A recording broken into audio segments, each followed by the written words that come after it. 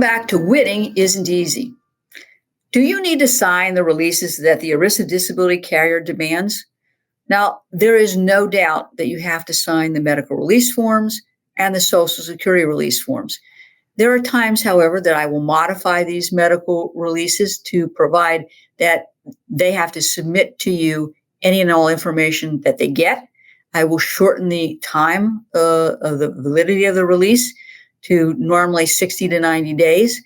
I will also insist on the release that this does not give them the authority to contact your doctors.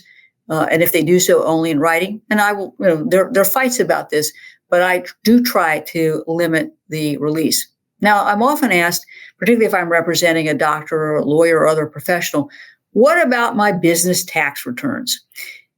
I think that's more problematic. If you're a professional, you can expect that you'll be asked to complete income tax release forms and even submit copies of your tax returns. Why? Well, if you're a professional with an ERISA disability policy, you probably have a benefit called residual disability benefits. That class of benefit will pay you if there's a loss of income. Well, how do you calculate whether there's a loss of income? You've got to calculate the starting point. And the way we get at that is to look at your monthly income, potentially as of the date of your disability.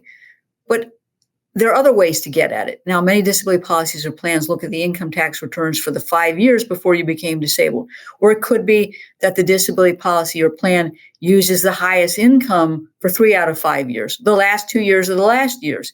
You can see that tax returns and even business documents are really relevant to determining what's called the before monthly income, because that's the measure against which any subsequent monthly earnings, loss of earnings is going to be measured.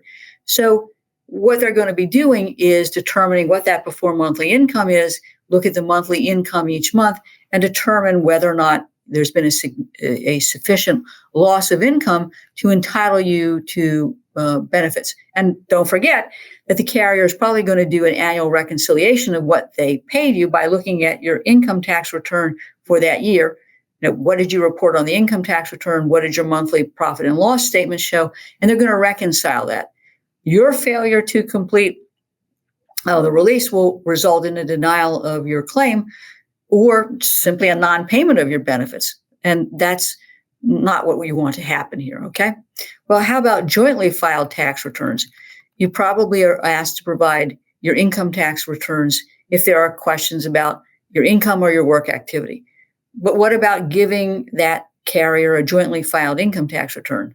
In my view, the income of your spouse is irrelevant. And I often tell the disability carrier that we will redact the spouse's income and relevant tax information from the return. Now, again, you can be assured that the disability carrier plan is going to do a business record search to see if you or your spouse is part of a business. If you are, or your spouse is part of a business that you own, you can expect that the carrier plan is going to demand to see the business returns and understand your involvement in the business and potentially understand your spouse's involvement in the business because they've got to sort out the income issues. You do have a duty to cooperate, and the failure to do so can be grounds for a claims denial. What you submit, how you submit it are all valid questions that you need to address.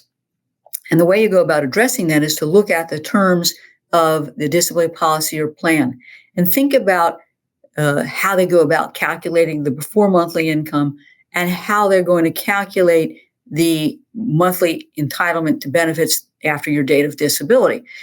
Expect that you are going to have to submit this documentation and submit it in a form that they understand. And that may include providing information about procedures that you do.